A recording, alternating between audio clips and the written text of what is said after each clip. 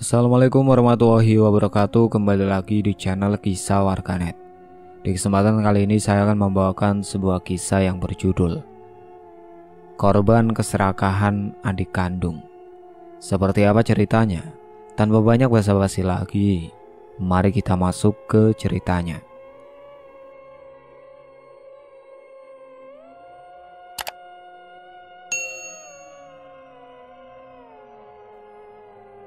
"Mana obat untukku, Tik?" tanya Esti yang terbaring lemah di ranjang. "Nih," jawab Yanti sambil meletakkan jamu dengan kasar di meja samping ranjang Esti. "Oh, cuma jamu? Aku kan minta obat apotek, bukan jamu," ucap Esti dengan suaranya yang terdengar lemah. "Adanya cuma itu, tinggal diminum aja kok repot," saut Yanti lalu keluar dari kamar Esti. "Astagfirullahaladzim, sabar ya Allah," batin Esti. Mau tak mau Esti pun mengambil jamu itu lalu meminumnya. Seiring berjalannya waktu, ia sudah tak bersemangat lagi untuk sembuh. Ia sekarang pasrah dengan keadaannya sendiri, apalagi rasa sakit seakan sudah menggerogoti seluruh tubuhnya, yang membuatnya semakin hari semakin lemas. Esti mendengar suara adiknya itu tertawa cekikikan di ruang tamu. Suaranya terdengar sangat bahagia. Esti pun penasaran dengan adiknya. Ia merangkak turun dari ranjang lalu mendekat ke arah pintu untuk mengintipnya. Dengan susah payah Esti turun dari ranjang. Akhirnya ia pun bisa mendekat ke arah pintu juga. Dilihatnya adiknya itu sedang menghitung uang dalam jumlah yang sangat banyak yang ia letakkan di meja. Berlembar-lembar uang berwarna merah tertata rapi di atas meja ruang tamu. "Akhirnya aku punya banyak uang. Gak sia-sia aku jual nama Mbak. Tahu gini aku lakuin dari dulu supaya bisa cepat kaya," ucap Yanti berbahagia sambil melihat ke semua uangnya yang tertata rapi di meja. Badi sambar petir di siang bolong, Esti yang mendengar penuturan dari mulut adiknya, langsung jantungnya berdegup dengan sangat kencang. Rupanya, adiknya dengan tega menjual nama kakak kandungnya sendiri demi mendapatkan uang banyak dengan mudah. Bahkan Esti sendiri pun tak mengetahui sejak kapan adiknya melakukan itu semua. Esti tak kuasa menahan tangis, terlebih asam lambungnya pun kambuh lagi. Ia segera menaiki ranjang untuk beristirahat. Ia pun berusaha untuk tidur supaya bisa melupakan kejadian yang baru saja ia lihat dengan mata kepalanya sendiri. "Aku harus tidur. Aku tak boleh memikirkannya. Iya, aku harus tidur supaya lupa dengan kejadian tadi," gumam Esti. Dengan usahanya yang cukup lama, akhirnya ia pun tertidur juga. Sedangkan Yanti, ia bermain ponselnya dengan senyum yang terus terukir di bibirnya. Rupanya Yanti sedang mengedit video untuk diunggah di semua platform sosial media miliknya. Kurang dramatis. Tambahin kata-kata apa lagi ya?" gumam Yanti yang sedang memikirkan sebuah kalimat kata-kata. Sedetik kemudian ia tampak mengetik sesuatu di layar ponselnya. "Nah, gini kan bagus. Tinggal tambahin link donasi aja," ucap Yanti kegirangan. Beruntung banget punya mbak yang penyakitan. Jadi bisa dimanfaatin gini deh, batin Yanti. Setelah dirasa puas dengan editannya, ia pun mengunggahnya. Baru beberapa menit ia unggah, tetapi view-nya sudah mencapai ribuan. Tiba-tiba, suara notifikasi transfer masuk ke dalam rekening Yanti.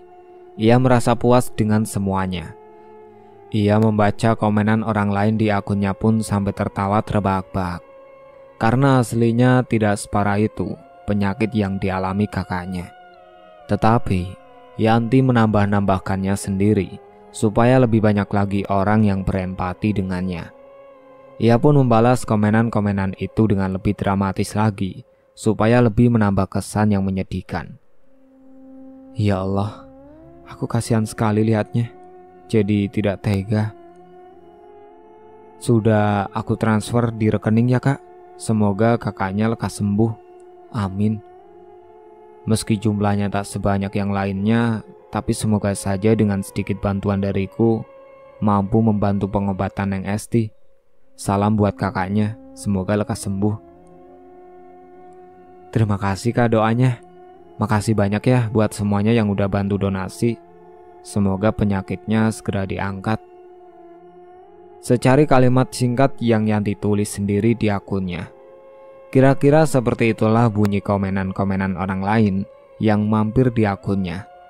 Di balik komenan yang membangun ada juga head comment di akunnya, tetapi sudah dihapus oleh Yanti. Bodoh-bodoh banget ya orang di luaran sana. Rupanya begini cari uang lewat sosmed. Pantas saja banyak yang open donasi. Aduh, ucap Yanti. Lebih baik aku menyimpan uang ini dulu di ATM supaya nggak hilang, batin Yanti. Ia memasukkan uang-uangnya ke dalam tas yang ia sediakan khusus untuk uangnya. Setelah semuanya masuk ke dalam tas, ia pergi ke bank menggunakan sepeda motornya. Meski siang hari itu sangat terik, tetapi hal itu tak membuat Yanti mengurungkan niatnya untuk pergi ke bank. Singkat cerita, ia sudah menabungkan uangnya. Ia pun mampir ke minimarket terlebih dahulu untuk beristirahat, sekaligus membeli beberapa minuman dan cemilan. Padahal dulunya ia setiap belanja pasti ke toko kelontong.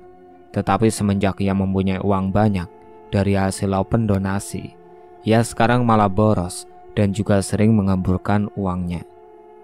Setelah puas berbelanja, Yanti pulang ke rumahnya membawa 2 kresek belanjaannya. Tetangga yang melihatnya pun menatapnya dengan sinis, sedangkan Yanti pun mengendarai motornya dengan sombong. Ia memasang raut wajah judes tak ada senyum di bibirnya, bahkan ia hanya melirik tetangganya sekilas. Dapat uang dari mana dia? Bisa belanja banyak begitu? Tanya Dona tetangganya Yanti. Gak tahu, mendadak banget dia punya banyak uang. Padahal utang di warung saja juga belum dibayar, sahut Lastri. Nyupang kali, jadinya banyak uang begitu, timbal Sri. Hus, kalau ngomong jangan ceplas-ceplos banget toh yuk, sahut Ningsi sambil mencomot pelan bibir Sri. Hehehe, lagian hidup masih numpang di rumah mbaknya udah belagu. Mana banyak hutang lagi, tapi gak dibayar-bayar. Padahal gayanya hedon lebih dari kita-kita, ucap Sri sambil cengengesan.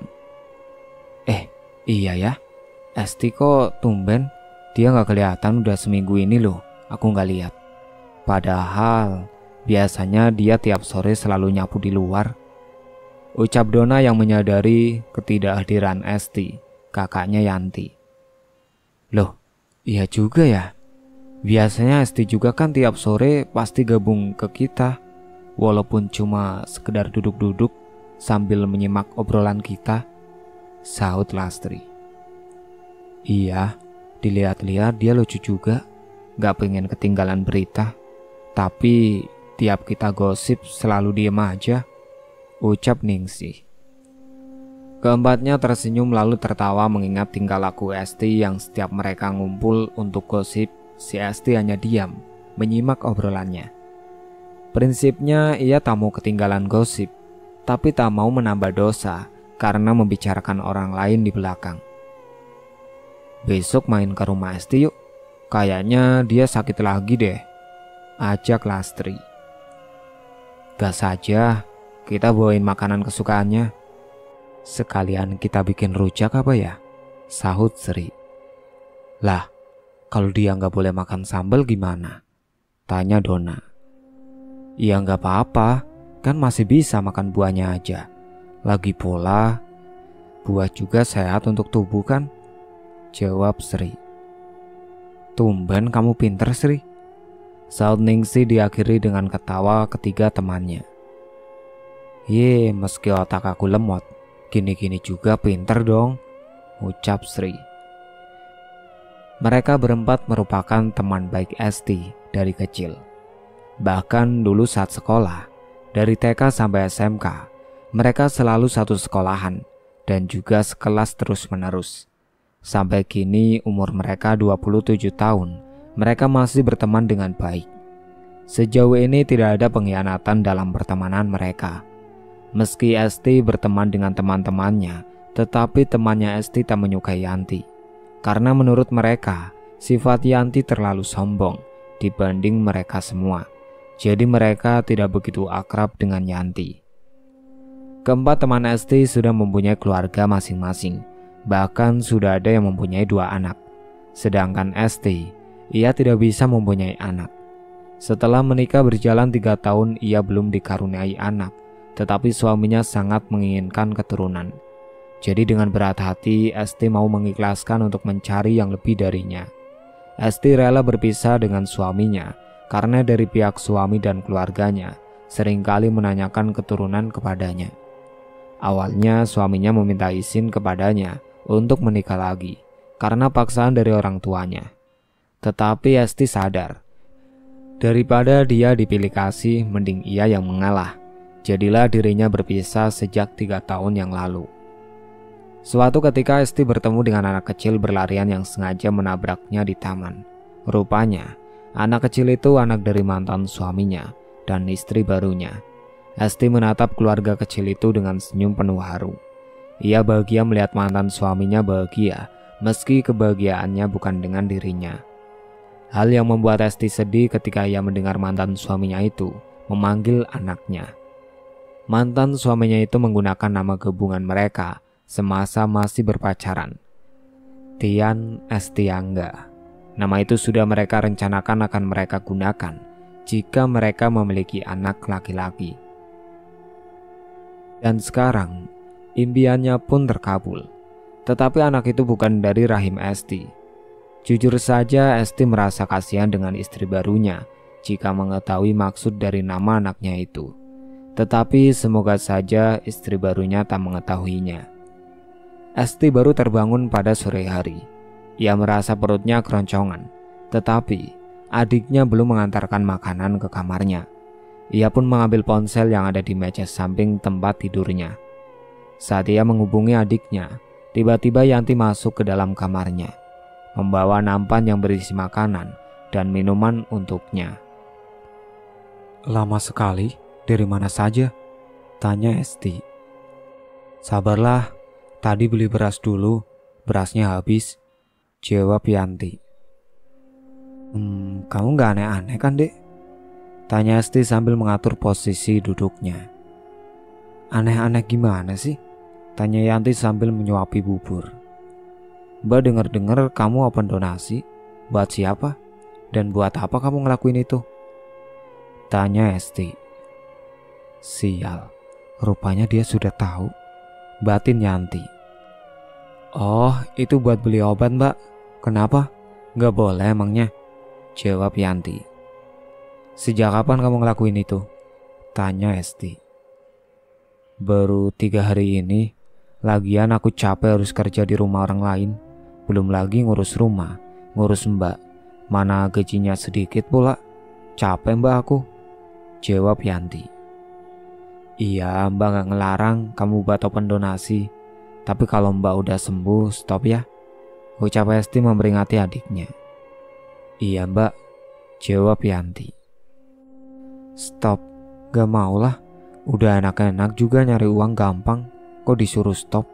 Kayak bisa nafkain aku aja," batin Yanti yang terus ngedumel. Setelah selesai menyuapi kakaknya, Yanti membereskan piring kotornya. Lalu ia beranjak keluar dari kamar Esti. "Dek, obatnya mana? Mbak belum minum obat?" tanya Esti.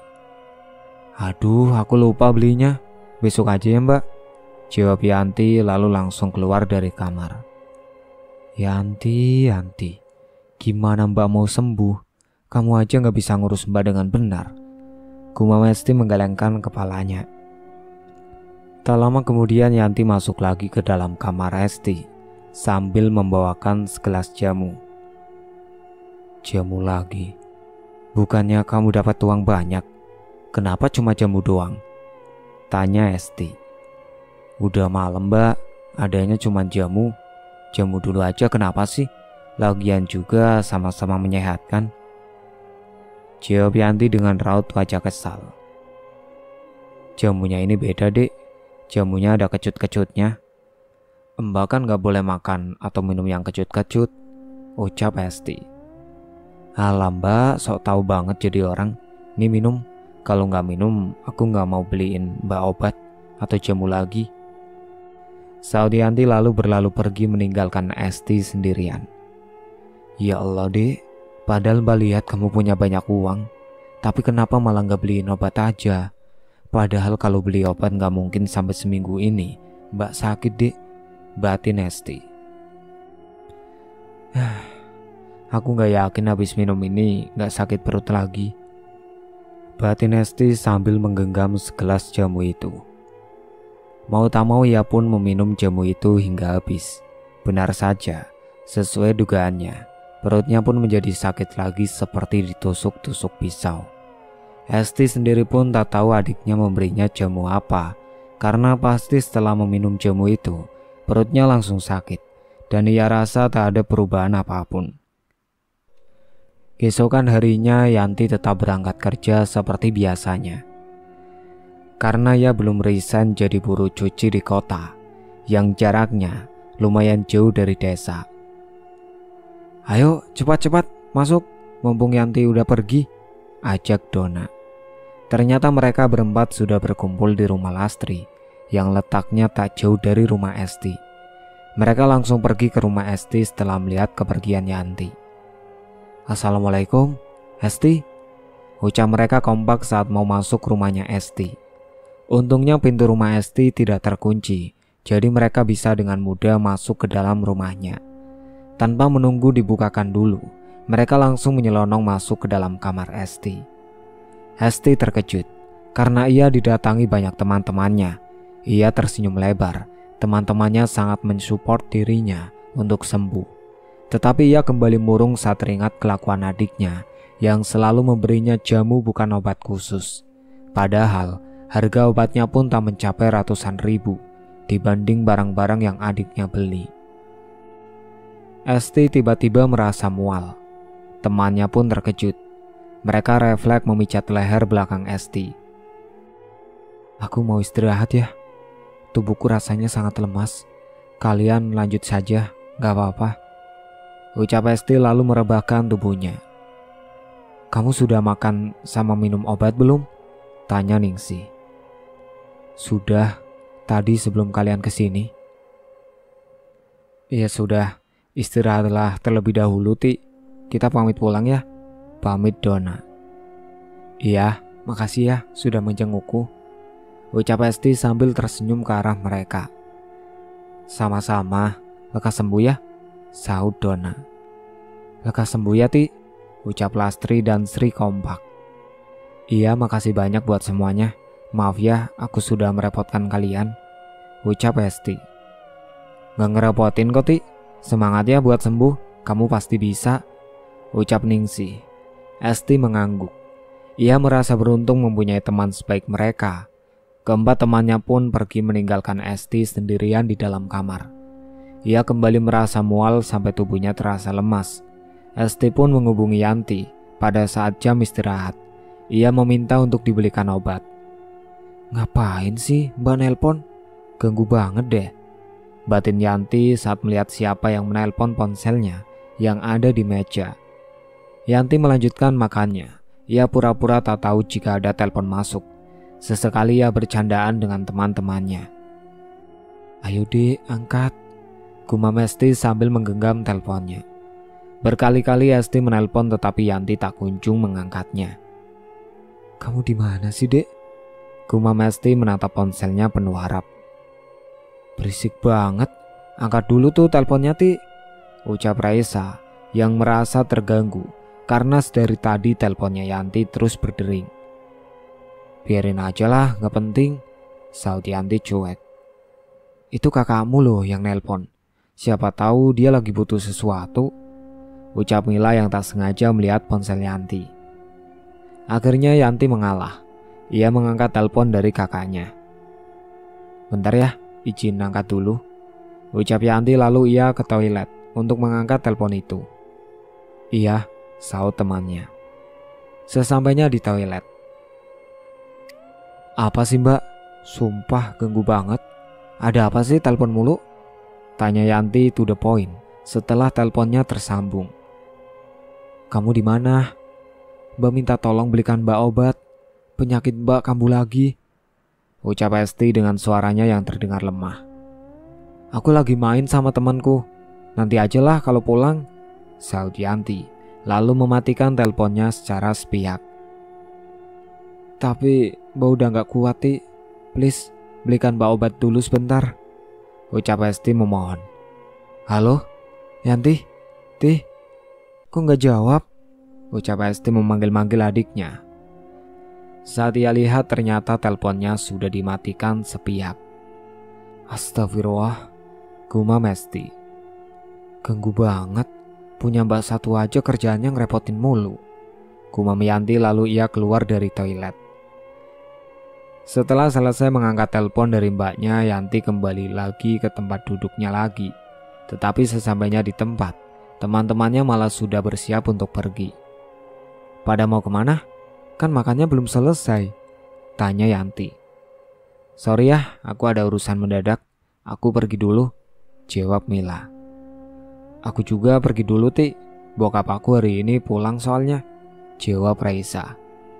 Lah terus, ini yang bayar siapa? Tanya Yanti.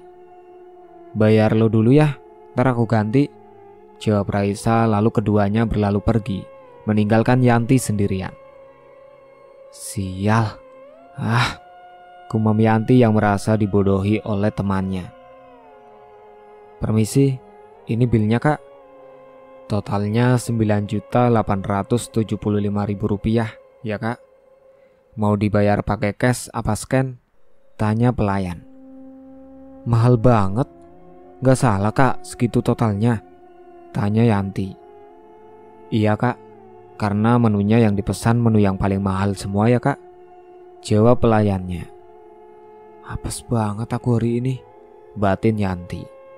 Mau tak mau ia yang membayar semuanya, padahal dirinya sudah memesan menu makanan yang harganya standar, tetapi malah kedua temannya itu memesan makanan dengan harga yang tinggi.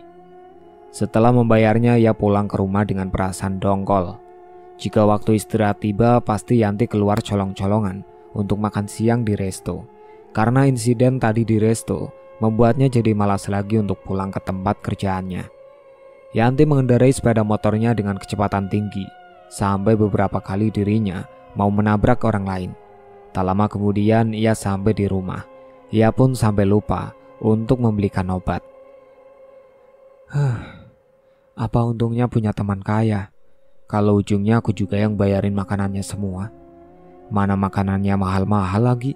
Gak lagi-lagi deh aku mau diajak makan mereka, gumam Yanti yang sudah duduk di kursi yang ada di ruang tamunya. Tiba-tiba ia merasa kantuk. Saking mengantuknya ia pun sampai tertidur di ruang tamu. Sedangkan Esti tubuhnya bergetar hebat akibat rasa sakitnya. Lama-kelamaan ia pun mulai muntah darah. Ia memang sudah mempunyai penyakit asam lambung selama 3 tahunan ini. Kalau kambuh pun ia hanya membelikannya obat. Ia sama sekali tak pernah periksa ke dokter maupun ke puskesmas terdekat. Ia tahu nama penyakitnya pun karena temannya bercerita tentang sepupunya menderita penyakit yang ciri-cirinya sama persis seperti yang Esti alami. Jamu yang tadi pagi Yanti buatkan untuknya tersisa setengah. Esti memang sengaja meminumnya setengah karena ia takut jika penyakitnya kambuh lagi. Sedangkan Yanti tidak ada di rumah. Tanpa pikir panjang, Esti meneguknya sampai habis tak tersisa. Ia tersenyum lega karena kali ini ia tidak merasakan sakit perut lagi. Akhirnya Esti pun merebahkan tubuhnya sampai ia tertidur. Tetapi baru tertidur beberapa menit, ia terbangun. Matanya melotot menatap langit-langit rumah. Keringatnya mengucur dengan deras, membasahi dahi. Tangan kanannya memegang dada sebelah kiri yang berdenyut nyeri. Nafasnya semakin lama pun semakin terasa sesak. Ditambah lagi dengan perutnya yang terus merasakan mual dan sakit. Dan pada saat waktu adzan maghrib berkumandang, Esti pun mengembuskan nafas terakhirnya. Hal itu pun Yanti tak mengetahuinya karena dari pukul 1 siang ia masih tertidur dan baru terbangun pada pukul 7 malam. Jam berapa sih ini? Gumam Yanti bertanya pada dirinya sendiri. Lalu ia melihat jam di layar ponselnya. Hah? Udah jam 7? Lama juga ya aku tidur, batin Yanti. Ia meregangkan otot-ototnya yang terasa pegal. Lalu ia pun memasukkan sepeda motornya terlebih dahulu, keburu larut malam. Setelah memasukkan sepeda motornya, ia terheran dengan kakaknya. Karena dari tadi ia tak mendengar jeritan kakaknya yang memanggil dirinya seperti biasanya. Tumben sepi banget. Apa Mbak udah tidur ya? Gumam Yanti lalu ia ke kamar kakaknya. Pantesan gak berisik. Toh ternyata udah tidur pulas. Gumamnya saat melihat kakaknya dari pintu. Mau mandi dulu deh, terus tidur, ucap Yanti lalu ia mengambil handuk yang tergantung di pintu belakang kamarnya. Ia pun mandi sambil bersenandung kecil. Saat ia masih memijat kepalanya, ia mendengar seperti ada seseorang membuat minuman di dapur. Yanti pun menghentikan aktivitasnya sejenak untuk mempertajam pendengarannya. Tetapi saat ia menghentikan aktivitasnya, suara itu pun ikut berhenti. Jika ia lanjut berkemas, suara itu pun ikut lanjut juga. Mbak, panggil Yanti setengah berteriak. Tak ada sautan apapun, tetapi masih ada suara seperti orang sedang mengaduk minuman. Yanti pun bertanya lagi. Mbak lagi bikin jamu ya? Tanya Yanti lagi. Iya, jawabnya. Tak kenapa saat mendengar jawaban itu Yanti merasa merinding. Ia merasa suaranya sangat dekat, seperti ada di belakangnya. Tetapi saat ia menoleh ke belakang tak ada siapapun. Seketika bulu kuduk Yanti meremang. Dengan cepat ia pun menyelesaikan mandinya, lalu ia segera kembali ke kamar. Ia pun menggunakan baju tidurnya, lalu ia lanjut skincarean terlebih dahulu sebelum tidur. Saat ia masih menyisir rambutnya, sekelebat ia melihat bayangan yang lewat dari depan menuju ke dapur. Sontak ia melihat ke arah pintu kamar, lalu ia beranjak dari duduknya untuk mengeceknya. Ia melihat jika pintu kamar kakaknya masih tertutup rapat. Oh, berarti bukan Mbak, gumam Yanti. Ia pun kembali lagi ke depan cermin untuk melanjutkan menyisir rambutnya. Saat ia masih menyisir, bayangan itu lewat lagi. Mbak, ngapain sih bolak-balik kamar mulu? Kurang kerjaan banget deh, ucap Yanti setengah berteriak. Ia pun sebal karena merasa terganggu. Yanti menutup pintu kamarnya terlebih dahulu, lalu ia tidur. Malam itu ia merasa tidurnya sangat tidak nyaman. Entah kenapa hawa yang ada di kamar itu terasa panas, padahal ia sudah menyalakan kipas anginnya. Mana obat untukku? Mana obat untukku? Suara itu terus mengganggu tidur nyenyaknya. Yanti sampai menggeleng-gelengkan kepalanya ke kanan dan kiri, dengan harapan suara itu hilang dari telinganya. Tiba-tiba, brak! Jendela kayu di dalam kamar Yanti tiba-tiba terbuka. Ditambah lagi dengan anginnya yang sangat kencang, sampai gorden yang menutupi jendela itu berkibar-kibar. Yanti terkejut akibat gebrakan jendela tadi. Ia pun terbangun dari tidurnya untuk menutup jendelanya karena merasa dingin. Dengan mata yang masih berat menahan kantuk, Yanti pun berusaha terbangun dari tidurnya. Loh, hujan angin ternyata, gumam Yanti sambil menutup jendela. Setelah menutup jendelanya, ia pun kembali ke ranjang untuk melanjutkan tidurnya. Saat ia sedang tidur, ia bermimpi buruk. Mana obatku? Tanya Esti dengan penampilannya yang lusuh. Besok saja, minumlah jamu itu, jawab Yanti sambil bermain ponselnya. Mana obat untukku, Yanti? Ucap Esti yang terus menagih obatnya kepada Yanti. Dibilang minum jamu dulu ngeyel banget sih. Besok aku beliin, aku capek Mbak, jawab Yanti tanpa menoleh ke arah Esti. Mana obatku, Yanti? Ucap Esti yang berjalan semakin mendekat ke arah Yanti. Yanti merasa kesal karena kakaknya terus saja menagihnya. Ia menoleh ke sumber suara. Sudah kubilang Ucapan Yanti tergantung akibat melihat sosok kakaknya yang pucat pasi, ditambah lagi dengan baju putihnya yang lusuh. Matanya pun melotot tajam ke arahnya. Tanpa berkata-kata lagi, Yanti berlari terbirit-birit. Ia berlari dengan kencang sampai ia kelelahan. Setelah ia rasa cukup jauh berlari, ia berhenti untuk beristirahat terlebih dahulu. Yanti berusaha menetralkan pernafasannya. Ia menyenderkan tubuhnya di salah satu pohon besar. Saat ia menghadap ke atas, ia melihat sosok kakaknya yang tersenyum mengerikan ke arahnya. Seketika, Yanti berteriak ketakutan. Yanti bernafas dengan cepat. Ia terbangun dari tidurnya, lalu langsung duduk untuk menetralkan pernafasannya. Ternyata hanya mimpi. Tapi, mengapa terasa seperti nyata ya? Batin Yanti. Yanti tak ambil pusing. Ia segera turun dari ranjangnya lalu membersihkan diri terlebih dahulu. Ia berencana untuk membeli sarapan sekaligus membeli obat untuk kakaknya. Setelah rapi, ia keluar rumah. Tak butuh waktu lama, Yanti pun kembali dengan barang belanjaannya. Ia pun memakan sarapannya sebelum mengantarkan sarapan milik kakaknya ke kamarnya. Setelah ia selesai makan, ia pun menyiapkan makanan untuk kakaknya. "Mbak, bangun. Ayo makan dulu," ucap Yanti. Tak ada jawaban apapun dari Esti. Yanti masih sibuk membuka bungkusan nasi yang tadi dibelinya.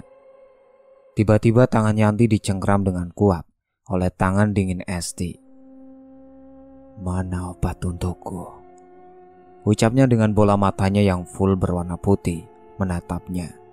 Seketika, Yanti berteriak ketakutan. Ia berlari keluar rumah sambil terus berteriak. Lastri yang melihat Yanti pun kebingungan. Ia menarik tangan Yanti yang masih berjongkok di luar rumah sambil menutup matanya menggunakan kedua tangannya. "Hei, ada apa?" tanya Lastri. "Mbak Lastri," panggil Yanti dengan raut wajah yang ketakutan. "Iya Ti, kenapa? Apa yang terjadi?" tanya Lastri. "Mbak Esti mbak, aku takut," jawab Yanti. "Takut kenapa? Kan mbakmu masih sakit. Kok malah takut sih Ti?" ucap Lastri terheran. Yanti malah menangis ketakutan membayangkan betapa mengerikannya wajah kakaknya itu. Kehadirannya Yanti di rumah Lastri membuat tetangganya penasaran karena Yanti menangis di dekapan Lastri. "Yanti kenapa Las?" tanya Dona yang kebetulan lewat depan rumah Lastri. "Katanya takut sama Esti," jawab Lastri. "Lah, sama mbak sendiri kok takut sih Ti? Aneh kamu ah," ucap Dona. "Gimana perkembangannya? Udah sembuh belum mbakmu?" tanya Dona. Yanti menggeleng sambil menutup wajahnya menggunakan kedua tangan. "Udah dikasih obat belum pagi ini?" tanya Lastri sambil berusaha menenangkan Yanti. Lagi-lagi Yanti menggeleng. Hal itu membuat kedua teman Esti menghela nafas panjang. "Di mana obatnya?" tanya Dona. "Di meja," jawab Yanti dengan suaranya yang terdengar pelan, bahkan hampir tak terdengar saking pelannya. "Udah kamu di sini aja dulu sama Lastri. Aku mau panggil Ningsih buat temenin ke rumahmu," ucap Dona. "Iya Don," saut Lastri. Dona pun pergi meninggalkan rumah Lastri lalu ia pergi ke rumah Ningsih. Setelah berbincang-bincang sebentar, akhirnya Ningsih pun mau menemani Dona ke rumah Esti. Mereka berdua berjalan beriringan menuju rumah Esti. "Assalamualaikum," ucap mereka berdua kompak. "Bau apa ya ini?" tanya Ningsih. "Kayak bau bangkai, iya gak sih?" jawab Dona. "Iya, sumpah menyengat banget baunya," saut Ningsih. "Langsung ke kamarnya aja yuk Ning," ucap Dona. Ningsih pun mengangguk. Keduanya pergi ke kamar Esti sambil menutup hidungnya rapat-rapat. Keduanya saling berpandangan, lalu mengangguk. Mereka mendekati keranjang tempat Esti tidur. "Ih, bangun yuk, makan dulu," panggil Ningsih sambil menahan nafasnya karena baunya sangat menyengat setelah masuk ke dalam kamar Esti. "Dingin banget Ning tubuhnya Esti," mukanya juga pucat, ucap Donna yang baru memperhatikan kondisi Esti. Iya juga ya nak. Ti, kamu baik-baik aja kan? Tanya Ningsih panik. Ningsih pun menempelkan punggung tangannya ke kening Esti. Lalu ia pun berinisiatif mengecek denyut nadinya Esti. Entah kenapa, firasatnya mengatakan jika ia harus mengecek denyut nadinya. Saat ia mengeceknya, ia bertambah panik saat mengetahui jika urat nadinya sudah tidak berdenyut. Mata Ningsih berair menahan tangis. Ia masih tak percaya dengan kenyataan yang ada. Berulang kali ia mengecek urat nadinya, namun hasilnya tetap sama. Urat nadi Esti sudah tidak berdenyut lagi, menandakan ia tidur untuk selamanya. Donna yang melihat tingkah Ningsih pun kebingungan, karena Ningsih tampak seperti menahan tangis. Ningsih pun memeluk tubuh Esti dengan erat. Akhirnya tangisannya pun pecah. Ia menangis tersendu-sendu. Donna tampak terlihat sangat kebingungan melihat Ningsih. Ada apa Ning? Kok kamu nangis? Tanya Donna dengan raut wajahnya yang kebingungan. Esti Don, Esti sudah gak ada, jawab Ningsih dengan suaranya yang serak akibat menangis. Innalillahi, ya Allah, Esti, sahut Donna. Keduanya memeluk jasad Esti sebagai tanda terakhir mereka ketemu. Mereka menangisi kepergian Esti. Aku baik-baik saja. Suara itu terdengar sangat pelan di telinga keduanya. Sontak Ningsih dan Donna saling berpandangan lalu mereka melihat ke arah Esti. Jasad Esti tampak seperti tersenyum. Keduanya pun segera keluar dari kamar Esti untuk memberitahu Pak RT tentang kematian Esti. Gimana? Udah dikasih obat belum? Tanya Lastri setelah melihat keduanya keluar dari rumah Esti. Kalian yang sabar ya, ikhlasin aja. Esti udah gak ada Las. Ti, jawab Donna ke keduanya yang melihat mereka dengan tatapan penuh harap. Innalillahi, ucap Lastri. Yanti menggeleng tak percaya. Ia menangis lagi setelah mendengar kabar duka dari kedua temannya Esti. Mereka semua menangis tersendu-sendu, saling menguatkan satu sama lain. Hanya Sri yang belum tahu kabar duka itu, karena ia sedang pergi berlibur dengan keluarganya. Mereka pun sepakat untuk tidak memberitahukannya dulu, karena takut mengganggu momen kebahagiaannya. Setelah puas menangisi, barulah mereka pergi ke rumah Pak RT dan Ustadz Jafar untuk menyiarkan berita dukanya. Untung saja hari itu masih pagi, jadi proses pemakamannya bisa langsung dilakukan hari itu juga. Semua warga pun berbondong-bondong membantu mengantarkan Esti ke tempat peristirahatan terakhirnya. Tak ada yang tahu kematian Esti sebenarnya kapan terjadinya. Yanti pun baru tahu tadi saat teman kakaknya memberitahunya. Kematian Esti pun dinyatakan karena penyakit yang dialaminya, sebab tidak ada bekas luka apapun di tubuhnya. Semua orang pun mengira jika Esti meninggal karena infeksi pencernaan. Soalnya saat mau dimandikan, baunya sangat menyengat, seperti bau busuk dari dalam lambungnya. Malam harinya diadakan berdoa bersama agar arwah Esti bisa pergi dengan tenang. Saat para warga sudah pulang, Yanti kembali ke kamarnya. Ia termenung, sungguh tak bisa dipungkiri. Yanti merasa sangat menyesal karena selalu mengabaikan rasa sakit yang kakaknya rasakan. Bahkan di hari terakhirnya ia di dunia pun, banyak orang yang berdatangan untuk mengantarkan jasadnya ke tempat peristirahatan terakhir. Mana obat untukku? Suara lembut terdengar dengan jelas di telinga Yanti. Bulu kuduknya pun seketika meremang. Ia celingukkan ke sana kemari melihat siapa yang ada di kamarnya selain dirinya sendiri. Tetapi ia tak mendapati siapapun di dalam kamarnya selain dirinya sendiri. Yanti pun segera memposisikan tubuhnya untuk tidur karena hari sudah mulai larut malam. Tak lupa pula ia membaca doa sebelum tidur supaya ia tidak bermimpi buruk lagi. Dengan susah payah Yanti berusaha memejamkan matanya, tetapi ia tidak bisa. Ia terus saja kepikiran tentang kakaknya. Raganya istirahat, tapi jiwanya berlarian ke sana kemari, memikirkan sesuatu hal. Suara-suara aneh dari dalam kamar Esti terdengar sangat jelas, sampai Yanti terbangun dari tidurnya.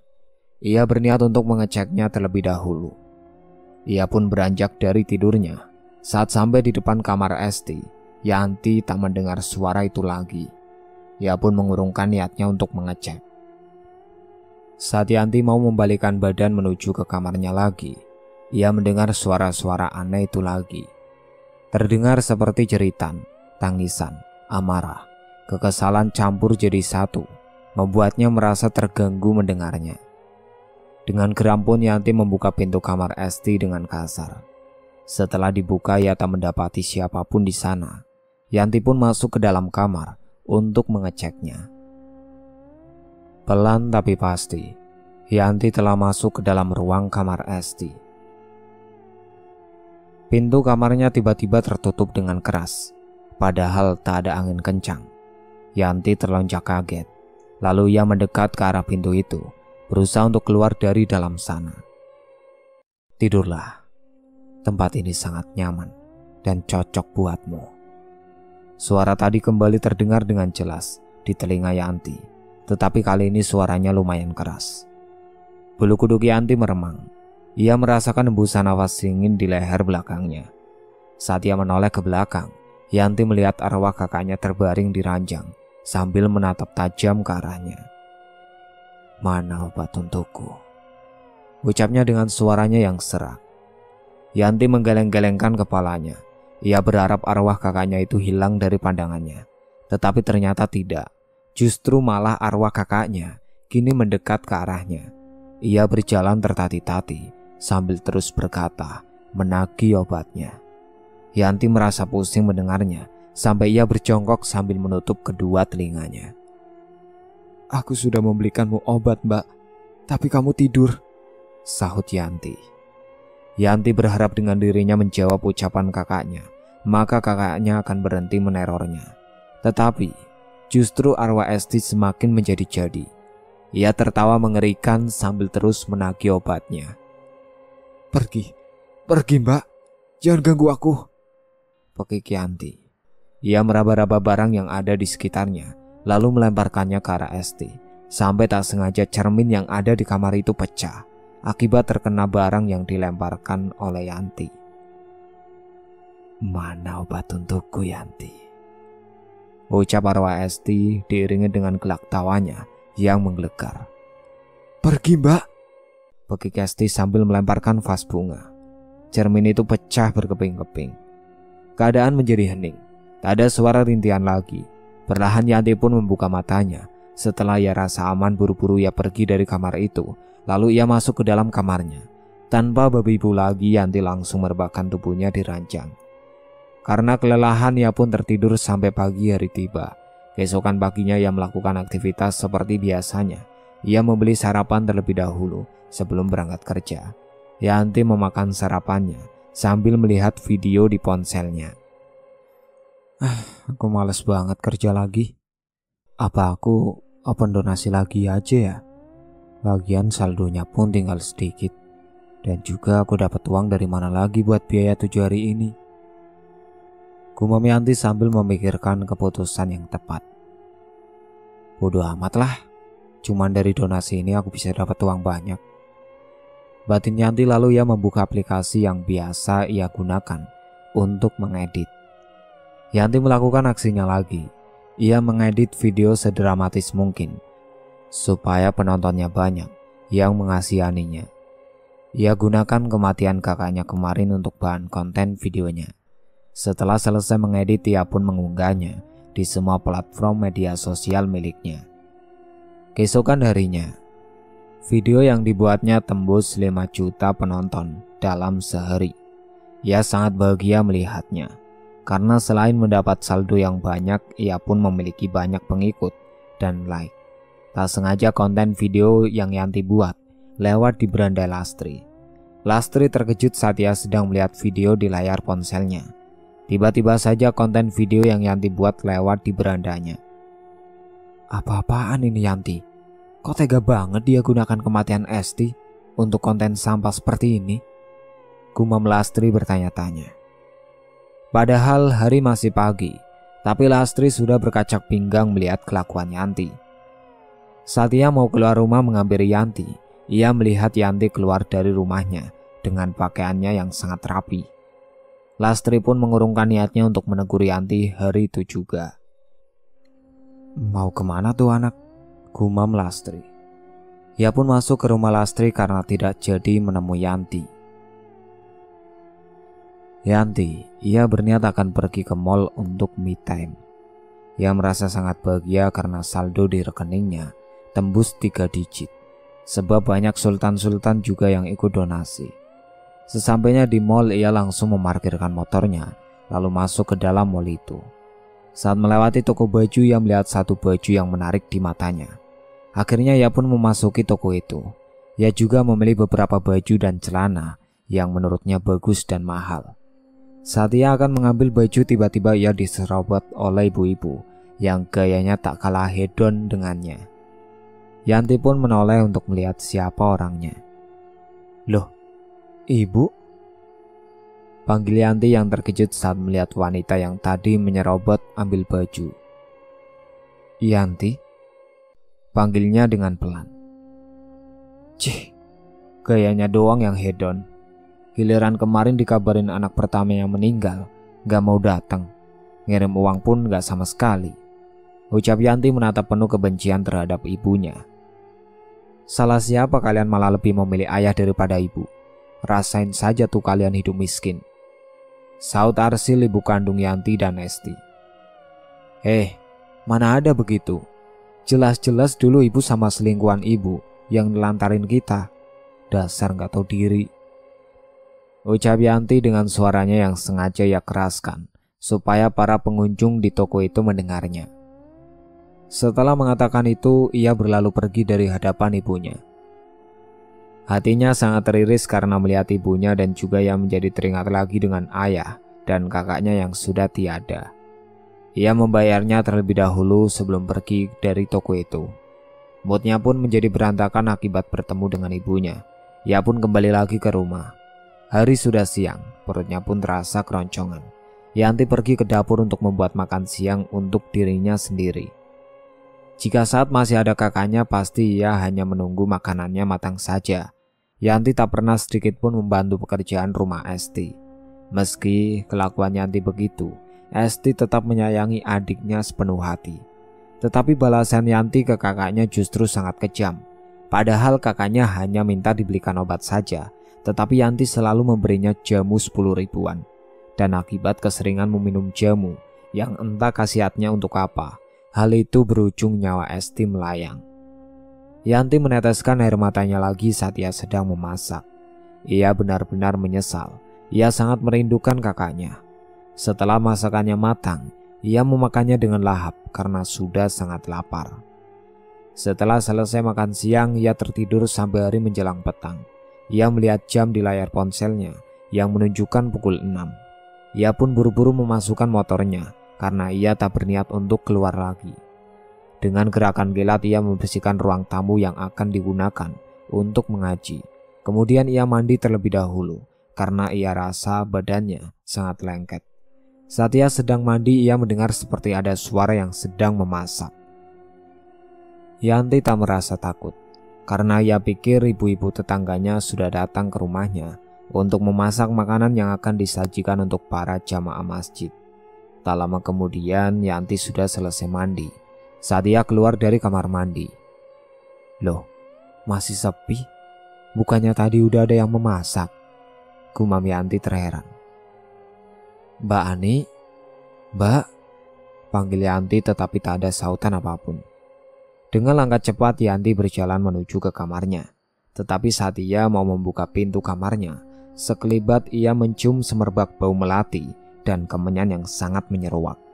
Bulu kuduk Yanti seketika meremang. Buru-buru ia masuk ke dalam kamarnya, lalu mengunci pintu. Ia letakkan kuncinya ke sembarang tempat. Yanti menatap pantulan dirinya di cermin. Saat ia sedang menyisir rambut, ia melihat arwah kakaknya yang berdiri di belakang tubuhnya. Seketika Yanti terpekik ketakutan. Ia berlari ke arah pintu. Yanti berusaha membuka pintunya tetapi tidak berhasil. Ia panik karena kakaknya terus berjalan mendekat ke arahnya. "Stop, jangan mendekat," pekik Yanti. "Mana obat untukku? Mana?" Ucap arwah Esti diakhiri dengan gelak tawanya yang menggelegar. "Cukup, Mbak, cukup," pekik Yanti yang terasa pusing mendengar ucapan kakaknya. Gelak tawa Esti menggelegar seisi ruangan. Yanti sangat ketakutan. Ia bingung harus melakukan apa. Terlebih lagi ucapan kakaknya itu terus menari-nari di pikirannya. Posisi Esti terus mendekat ke arah Yanti. Yanti menggeleng-geleng ketakutan sambil terus berusaha membuka pintunya. Tolong buka pintunya," pekik Yanti sambil menggedor-gedor pintu kamarnya. Saat ia membalikkan tubuhnya, ia melihat kuncinya yang ada di meja samping pintu kamar. Ia pun mengambilnya dengan gerakan yang sangat cepat. Ia pun berhasil keluar dari dalam kamar. Entah apa yang ada di pikiran Yanti, ia mengeluarkan motornya lalu ia mengendarainya dengan cepat. Tak butuh waktu lama ia sudah kembali lagi ke rumahnya dengan 2 kresek penuh dengan obat-obatan. Saat itu masih pukul 6:30. Jadi tetangganya belum pada datang karena acara selamatannya diadakan pukul 8 malam. Yanti masuk ke dalam rumahnya membawa 2 kresek obat-obatan. Ia pun membuka bungkusan obat-obatan itu, lalu ia meminum semuanya, sampai tak tersisa sedikit pun. "Lihat, Mbak, lihat, ini obat kan? Aku akan meminum semuanya," ucap Yanti saat mau meminum obat. "Kamu bertanya pada aku kan? Mana obatmu? Ini obatmu, Mbak. Aku akan meminum semuanya untukmu. Setelah ini pergilah dengan tenang, Mbak," ucap Yanti. Berkotak-kotak obat telah ia habiskan sampai perutnya terasa kembung karena terus meminum air. Gelak tawa Esti menggelegar melihat adiknya melakukan hal konyol yang bisa mengancam nyawanya sendiri. "Lihat, Mbak, lihat. Hebat kan aku? Aku sudah meminum semuanya untukmu. Pergilah dengan tenang, jangan ganggu aku lagi," pekik Yanti yang merasa depresi karena terus dihantui kakaknya. Yanti pun pingsan di kamar setelah meminum banyak obat. Tak lama kemudian para tetangganya sudah mulai berdatangan. Untung saja menu sajian kali ini simpel, jadi tak membutuhkan banyak waktu untuk memasaknya. Lastri celingukan mencari keberadaan Yanti. "Nyari Yanti?" tanya Dona. "Iya, tumben tuh anak gak dudukan di depan," jawab Lastri. "Mungkin dia tidur kali, kecapean," ucap Dona. "Entahlah," saut Lastri. Mereka pun membantu memasak sampai berakhirnya acara itu. Mereka semua yang handle karena Yanti tak kunjung menampakkan batang hidungnya.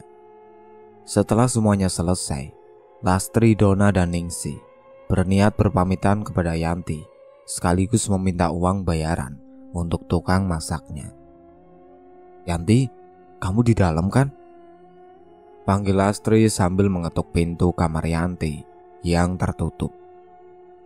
"Buka aja, dikunci nggak?" suruh Ningsi. "Nggak tahu," saut Lastri sambil membuka pintu. "Nggak dikunci," ucap Lastri. "Ya udah yuk, masuk aja. Paling dia lagi tidur. Makanya dari tadi gak keluar kamar," ucap Dona. Ketiganya pun masuk ke dalam kamar Yanti. Betapa terkejutnya mereka saat melihat Yanti tergeletak di lantai dengan mulutnya yang terus-menerus mengeluarkan busa, matanya melotot, dan juga kejang-kejang. "Astagfirullahaladzim, Yanti," pekik Lastri. "Ya ampun Yanti," ucap Ningsi. "Ya Allah, apa yang telah terjadi?" ucap Dona. "Obat," gumam Lastri setelah melihat ke sekitar tubuh Yanti yang banyak sekali sampah obat berbagai macamnya. "Cepat, telepon ambulan," pinta Ningsi. Untung saja Dona membawa ponsel. Ia mengeluarkan ponselnya dari dalam tas lalu menelpon ambulan. "Yanti, bertahanlah," gumam Lastri berderai air mata. Padahal baru tadi pagi ia mau menegurnya perihal konten yang ia buat di media sosialnya. Tetapi sekarang malah nyawanya berada di ujung tanduk. Lastri tak habis pikir, apa yang ada di pikiran Yanti sampai ia meminum banyak obat. Baru 3 hari yang lalu, kakaknya meninggal dunia. Kini disusul dengan adiknya. Semuanya begitu mendadak membuat mereka merasa janggal dengan kejadian ini. Seperti ada yang ditutupi, tetapi entahlah mereka pun tak tahu kebenarannya seperti apa. Meski teman-teman SD tak begitu dekat dengan Yanti, tetapi mereka juga masih memiliki rasa empati kepadanya. Dari kematian Esti sampai kematian Yanti, Sri belum juga mengetahui kabar duka ini karena ia belum pulang dari liburannya. Tak lama kemudian mobil ambulan pun telah tiba di rumah Yanti. Dengan cepat tenaga medis itu membawa Yanti ke dalam mobilnya. Para bapak-bapak jamaah masjid pun melihat Yanti dibawa masuk ke dalam ambulan karena kebetulan sepulang dari acara tahlil di rumah Yanti, mereka berpindah di rumah samping rumahnya Yanti. Astagfirullah, ucap mereka bersamaan sambil mengelus dada. Ya Allah, kenapa lagi itu? Batin salah satu bapak-bapak yang melihatnya. Gelak tawa Esti menggelegar, bahkan ia menampakkan wujudnya di depan rumahnya. Semua orang yang ada di sana pun melihatnya dengan jelas. Astagfirullah, gumam mereka kompak. Dan sayangnya, sesampainya di rumah sakit nyawa Yanti tidak bisa diselamatkan karena dosis obat yang ia minum melebihi batas wajar, sampai efek sampingnya bereaksi secepat itu. Lastri, Dona, dan Ningsi pun menangis terseduh-seduh. Mereka merasa gagal menyelamatkan nyawa adik temannya. Keesokan harinya jasad Yanti langsung dimakamkan tepat pukul 9 pagi. Banyak juga warga sekitar yang merasakan kesedihan selain teman-temannya Esti. Di saat yang masih penuh duka seperti itu, Sri datang ke rumah Esti untuk memberikannya oleh-oleh sekaligus untuk temannya yang lain. Tetapi ia merasa heran saat melihat rumah Esti yang ramai. Ia pun mendekat ke rumahnya. Ada apa ini, Don? Oh, banyak sekali para warga pada di sini? Tanya Sri dengan raut wajah kebingungan. 4 hari yang lalu, Esti meninggal. Dan sekarang disusul adiknya. Jawab Dona sambil menatap Sri dengan matanya yang memerah karena terus saja menangis. Apa? Pekik Sri terkejut sampai barang bawaannya terjatuh begitu saja di lantai. Itulah akhir ceritanya. Sekian dari saya. Wassalamualaikum warahmatullahi wabarakatuh.